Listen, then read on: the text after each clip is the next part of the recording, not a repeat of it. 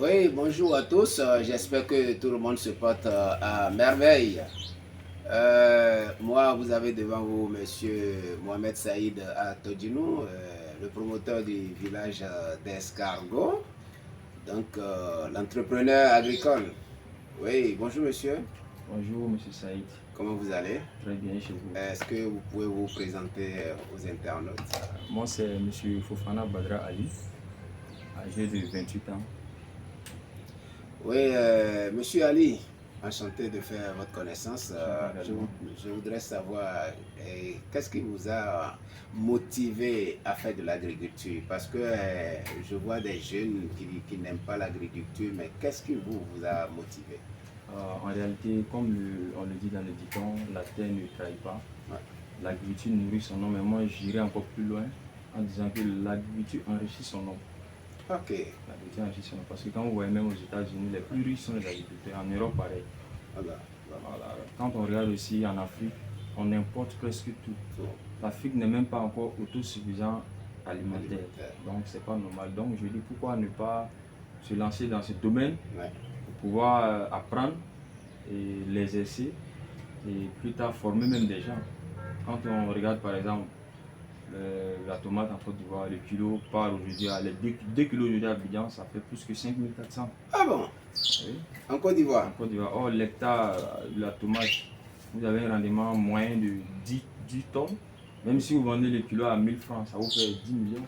Oh là là! Ben, Monsieur Badra, je voudrais savoir quel est votre parcours scolaire. Parce que en vous voyant parler, je sens que vous avez fait quelque chose dans l'école. Est-ce que vous pouvez Bon, en me dire? réalité, je n'ai pas un parcours scolaire extraordinaire. J'ai le niveau BTS Ouais. en informatique. Ben, Monsieur Badra, si moi je suis informaticien, je peux acheter mon ordinateur et devenir comment vous appelez ici là et taper sur les ordinateurs pour pouvoir narquer les blancs, disons, comment vous appelez ça à Abidjan? Les brouteurs. Les brouteurs.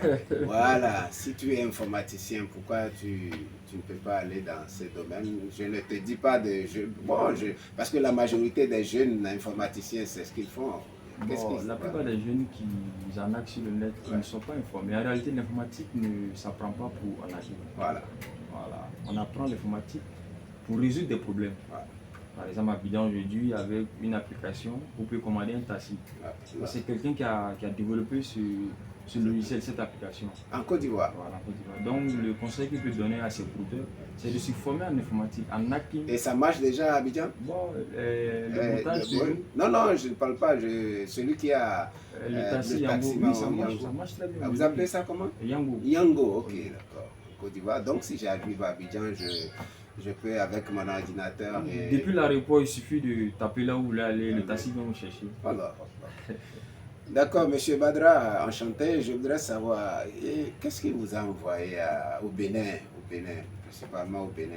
Qu'est-ce qui vous a motivé? Puisque souvent les gens de la Côte d'Ivoire disent que le Bénin est un pays de vaudou et quand vous arrivez ici, on va vous tuer. Qu'est-ce que vous a motivé? Vous n'avez pas eu peur de venir au Bénin? Non, pas du tout. Bien vrai que dans la tête des gens, le Bénin est connu à l'extérieur comme un pays qui pratique le vaudou, où les gens viennent faire les trucs du fétichisme pour avoir de l'argent. Mais ces gens ne sont pas informés. Ils ne sont pas informés parce que le fétichisme ne pas rendre l'homme riche, honnêtement. Vous savez pourquoi je vous ai posé cette question? Parce que je sais que la Côte d'Ivoire fait partie des pays dont l'économie est basée sur l'agriculture. Mais je ne comprends pas pourquoi vous êtes venu. Bonne question. La Côte d'Ivoire fait partie des pays dont l'économie repose sur l'agriculture. Mais en réalité, les Ivoiriens même ne pratiquent pas l'agriculture en tant que telle. Vraiment, donc je dis, il faut que je sorte pour aller à l'extérieur, pour aller apprendre d'autres expertises et me retourner dans mon pays pour pouvoir appliquer ces méthodes, pour pouvoir améliorer ce domaine qui est beaucoup ignoré par les gens. Et au Bénin, principalement, qu'est-ce que vous avez Bénin, parce que moi, je suis quelqu'un qui fait beaucoup de recherches sur YouTube. Oui.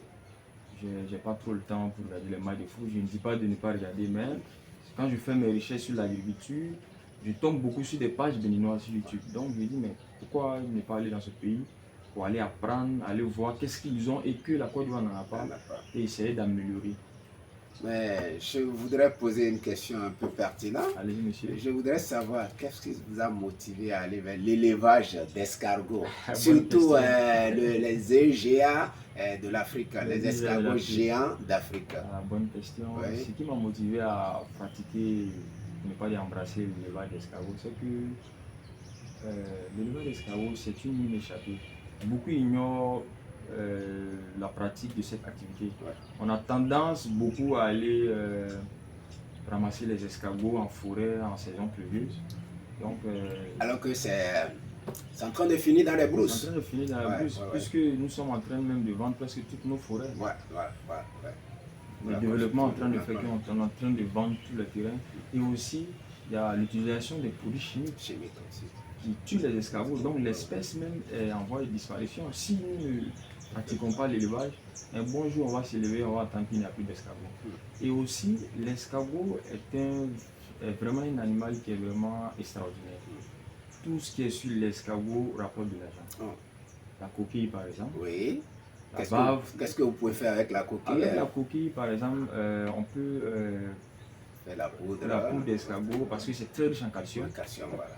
On peut faire la poudre pour donner aux escargots eux-mêmes, mettre dans les aliments et pour vendre. On peut aussi plutôt écraser la poudre d'escargot pour appliquer sur des plaies. C'est très très bon. Ah bon? Oui. Oh, vous avez tout appris tout ça là. La bave aussi, c'est dans le cosmétique. La bave est très recherchée. Et la chair de l'escargot ne contient pas de cholestérol. C'est une chair blanche, une viande blanche, merci beaucoup. Tout le monde peut en manger, même des vieilles personnes. Voilà. Donc, mais pourquoi avez-vous choisi le village d'escargot? Le village d'escargot parce que, étant en Côte d'Ivoire, il y a beaucoup de formateurs. Moi-même, j'ai reçu une formation en Côte d'Ivoire. Ben, en Côte d'Ivoire, généralement, les gens ne pratiquent pas le parc. C'est-à-dire le parc, c'est-à-dire l'élevage en parc en semi-liberté. Donc, toujours encore sur YouTube, quand je fais des recherches, où est-ce que je peux trouver un coin en Côte d'Ivoire pour me former? Je vois qu'ils ne pratiquent pas en semi-liberté.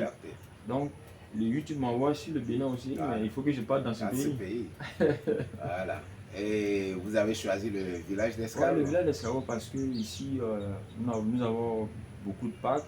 Il y a les parcs, il y a aussi des caisses, il y a des fosses. En tout cas, j'ai appris beaucoup de choses ici.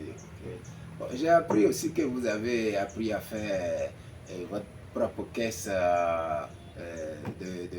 d'escargot et de lapins à base des bambous de Chine. On apprend tout ça au village d'escargot ici. J'ai appris à faire des cages de lapins et d'escargot avec le bois de bambou parce qu'il faut faire avec les moyens du bord. Voilà. Le bambou, on peut l'entourer en Côte d'Ivoire. Donc, pour celui qui n'a pas les moyens d'aller voir un menuisier, vu que le bois est très cher en Côte d'Ivoire, on peut utiliser le bois de bambou, le transformer. Et ça même, ça peut créer de l'emploi encore. Voilà. Monsieur Badra, je voudrais, pour tirer à la fin de notre entretien, ma dernière question est de quel conseil pouvez-vous donner à vos jeunes frères qui réfléchissent que leur rêve c'est d'aller en Europe, coûte et coûte, et vont se jeter dans la Méditerranée pour perdre leur vie, croyant que la vie meilleure ou bien l'Eldorado se trouve en Europe? La question est vraiment pertinente. Bon, le conseil que je donne à ces jeunes frères, il faut d'abord que nous on prie pour eux d'abord. Parce que d'autres même vont dépenser plus de 5 à 10 millions pour chercher le visa. Bon, le conseil que je peux leur donner, c'est de ne pas croire que l'Eldorado c'est en Europe. Parce qu'aujourd'hui même, l'Europe même est en crise économique. Quand vous suivez les médias, l'Europe même en crise économique. Avec la Covid surtout, on a vu. Ce qu'il faut dire à ces jeunes, c'est de se former, de s'informer surtout. L'Eldorado, c'est en Afrique. Tout reste à faire en Afrique ici. On doit aussi attirer l'attention de nos dirigeants aussi de faire la promotion de l'agriculture, de créer même des écoles d'agriculture. C'est très important. Très important. Au lieu de rester à nous apprendre les Pythagore, ça ne doit pas servir à grand chose. Les Hitler, alors que nous on n'a rien à voir avec Hitler, nous sommes en Afrique. Pourquoi pas Et nos rois qui ont fait des Samori guerres, Touré, Samori Touré, Béhanzin Béhanzin et autres, là, Oui, hein, oui, oui. tu vois. Donc, Et il faut reconnaître aussi que ces jeunes, vraiment, ils prennent de grosses sommes vraiment. En Côte d'Ivoire, par exemple, il te faut au moins 1,5 million. Avec 1,5 million, on peut monter un projet de serre en bambou. Bien sûr. Pour faire une culture de tomates. Oui. Donc, De c'est le manque de d'information et de tout. formation.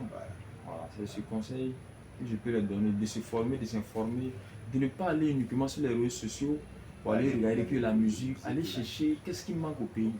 Qu'est-ce que je dois faire Qu'est-ce que je dois faire pour que mon pays avance. Qu'est-ce que la Côte d'Ivoire, comment on dirait, importe le plus. Pourquoi ne pas se former pour pouvoir lancer par exemple les cultures de maraîchage qui payent très bien à Abidjan aujourd'hui. Monsieur Badra, on dit souvent qu'il faut avoir des repères.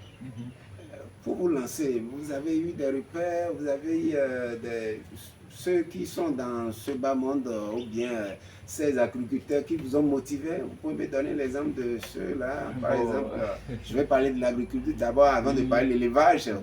Bon, en réalité, ce qui m'a motivé à me lancer dans l'agriculture, c'est à cause de mon mentor.